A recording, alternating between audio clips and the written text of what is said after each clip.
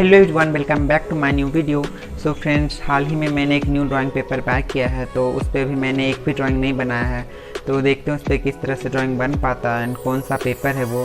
तो चलिए ज़्यादा टाइम वेस्ट ना करते हैं, वीडियो को शुरू करते हैं। तो फ्रेंड्स, यहाँ पे ये ड्राइंग पेपर है जो मैं इस पर ड्राइंग बनाऊँगा, और ये कार्ट्रेज का पेपर है। आप देख सकते हैं cartridge seat and A4 size का है ये, और इसमें 25 सीट्स रहती हैं एंड इसकी MRP प्राइस 66 रुपया है, बट मैंने इसे मार्केट में 60 रुपया में मैंने लिया था। तो चलिए देखते हैं इसमें किस तरह से ड्राइंग बन पाती है।